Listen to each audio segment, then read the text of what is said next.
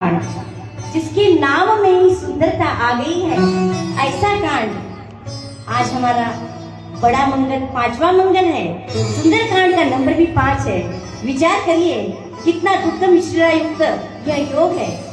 आज हम महारानी जी के घर में जिस कार्य हेतु यह सुंदर कांड का पाठ कराने जा रहे हैं, सर्वप्रथम प्रभु श्री राम के चरणों में और हनुमान जी के चरणों में करबद्ध प्रार्थना करती हूँ कि हे प्रभु, मालानी परिवार के सारे कार्य सफल हो, सबका स्वास्थ्य अच्छा हो, और जो भी व्यक्ति यहाँ पर सुनकर, वह व्यक्ति हमारे काकी जी है, भाभी लोग हैं, दीदी लोग हैं, मेरे आर्टिस्ट लोग हैं, मेरी सहगायिका स्वयं मैं खुद हूँ, सभी का स्वास्थ्य अच्छा करे। पशु पक्षी प्राणी जो भी है सुन रहे हैं, सभी का मंगल हो। सुंदर कांड 5वां कांड। पहली रामायण वाल्मीकि जी की रामायण थी, जो संस्कृत में थी, जो राम जी के काल में हुई।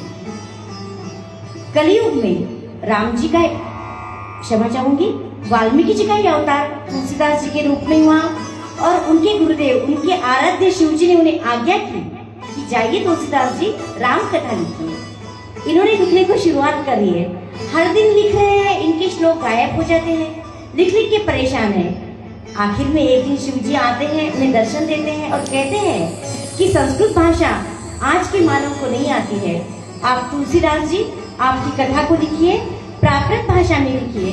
मैं आपको वरदान देता हूँ, आपकी यह गाथा घर घर में गाई जाएगी। सारे भारतवर्ष में नहीं, सारे आशिया खंड में नहीं, सारे जगत में इसका गुणगान और बखान होगा। और आज हम सभी जानते हैं, हमारे सनातनी ब्रह्मांड के किसी भी कोने में हो, तुलसी मानस का पाठ करते हैं।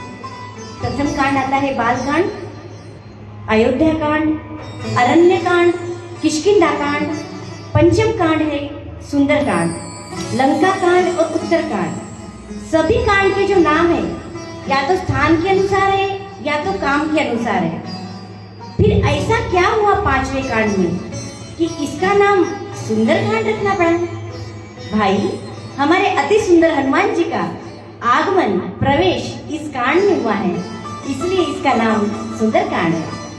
हमारी जगत जननी माता सीता, जिसके पास स्वयं सुंदरता का दान मांगने आती है, उनका यहाँ पे एक विशेष बखान है, उनकी खोज की गई है, और वह तो साक्षात भक्ति है।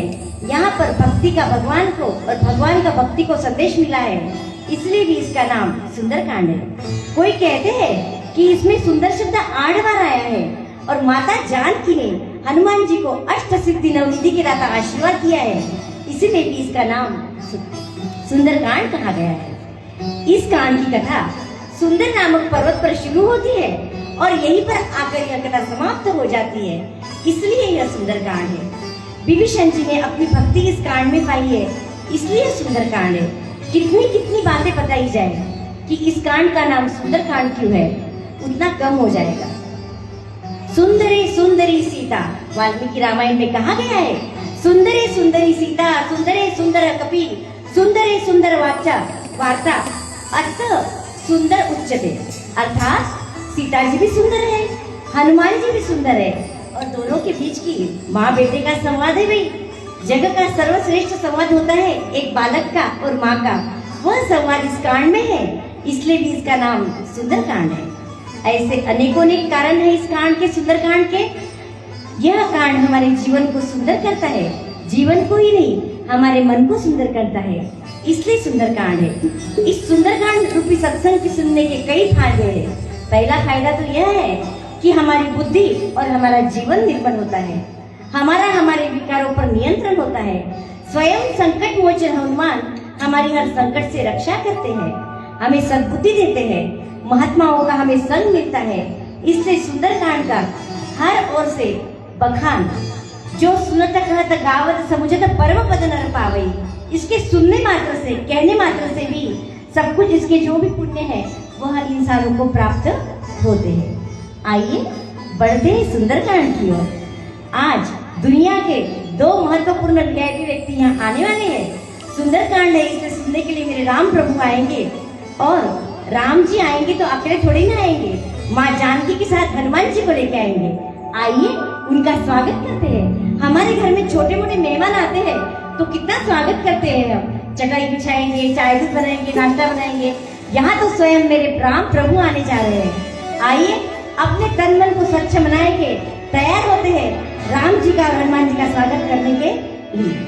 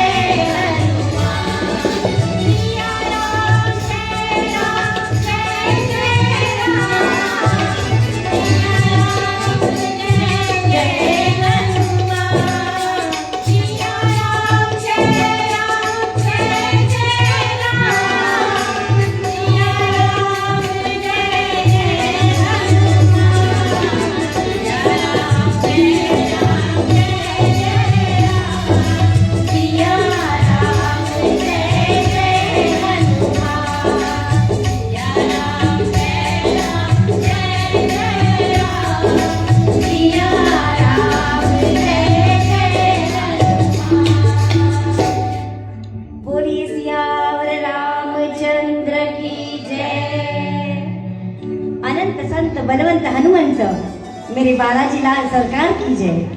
आइए हनुमान जी का और राम जी का आगमन हो चुका है। बढ़ते हैं हम सुंदरकांड की ओर। हम सभी जानते हैं घर में किसी नन्हे बालक का जन्म होता है या कोई जब फूल होता है तो पहले तो फूल नहीं होता है भाई, कली का रूपांतरण फूल के अंदर होता है। कितना समय लगता है? बहुत समय लगता है। तो यहाँ पर तो जन्म सुंदरकांड का हुआ है। तो पहले सुंदरकांड की बात करने से पहले बढ़ते हैं हम किष्किंधा कांड की ओर। किष्किंधा कांड के 29वें दोहे की ओर। सुग्रीव जी ने राम जी की आज्ञा पाकर माता जानकी, माँ भगवती, जगत जननी जगदम्बा की खोज करने हेतु चारों दिशाओं में सेना भेजी है।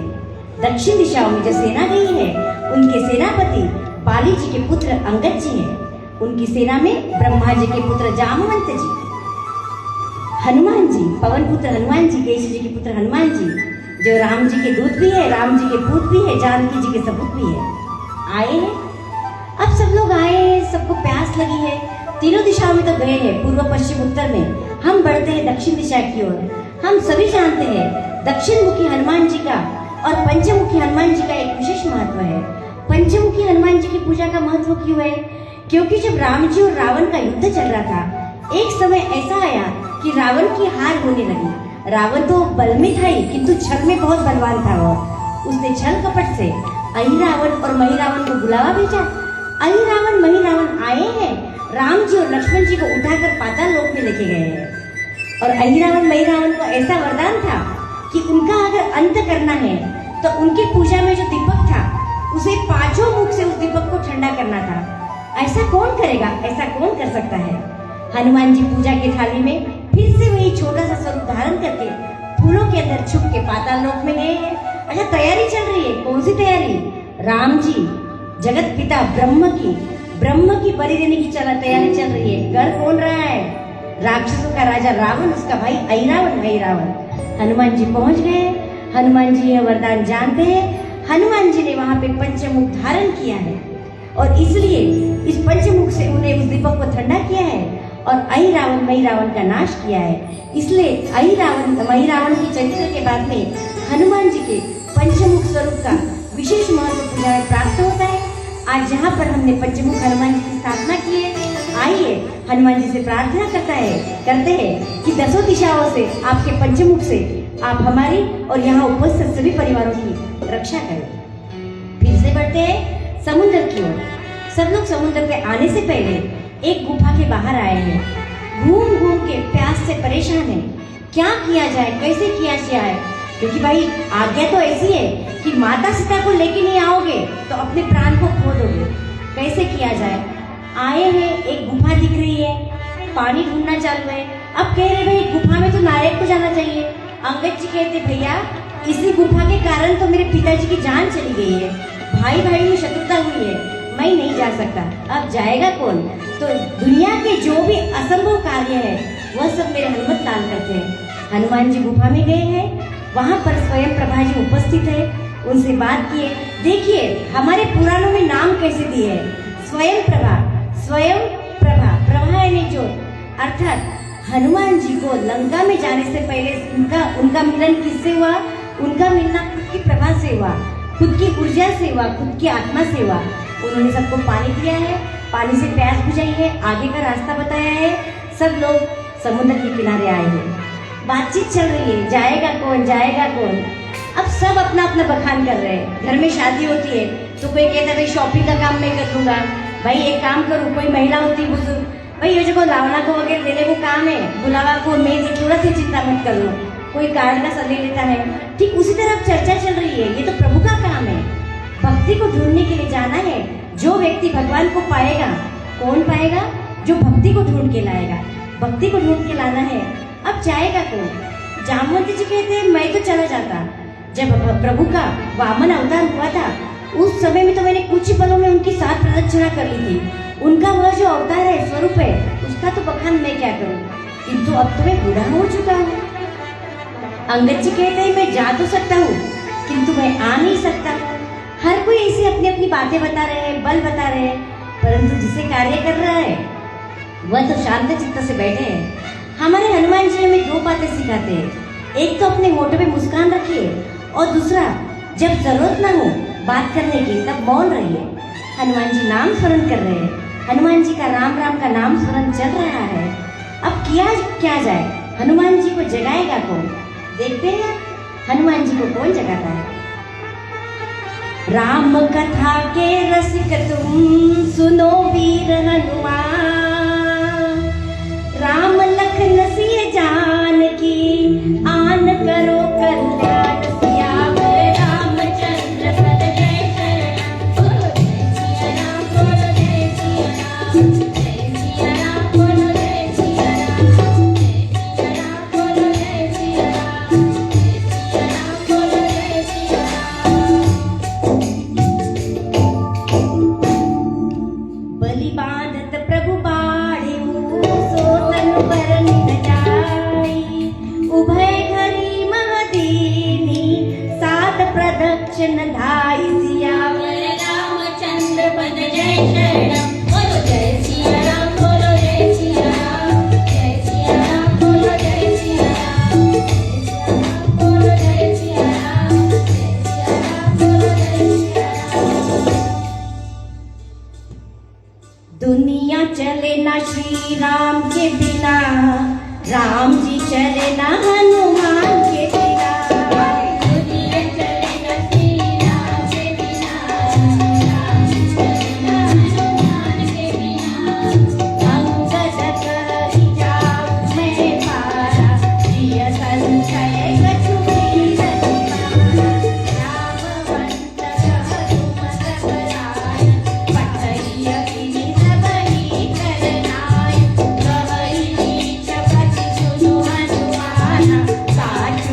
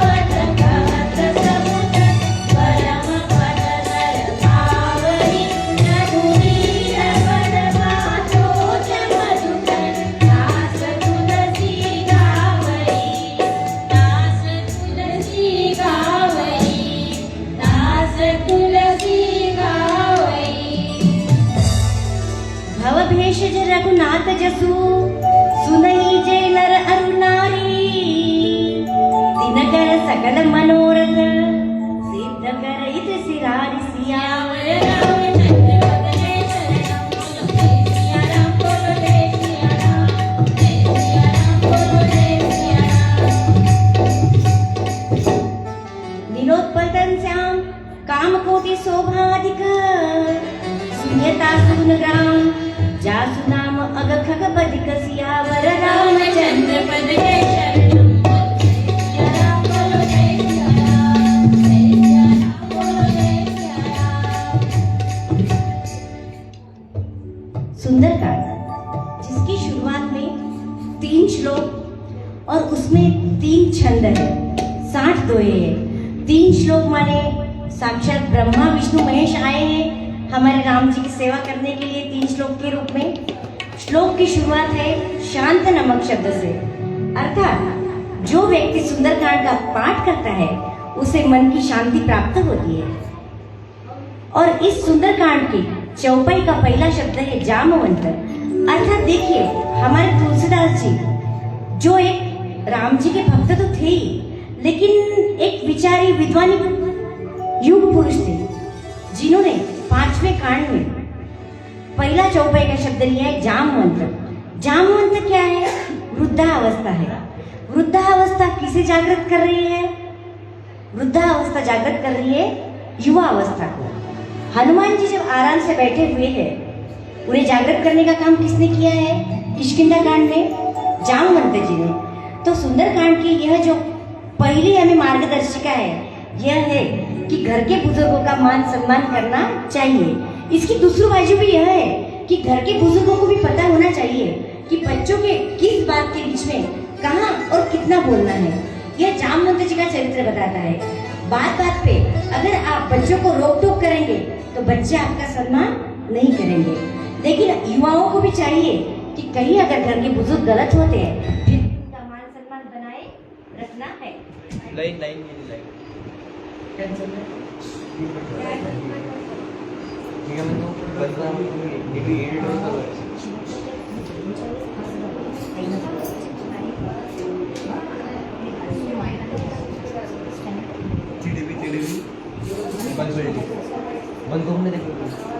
बंद करून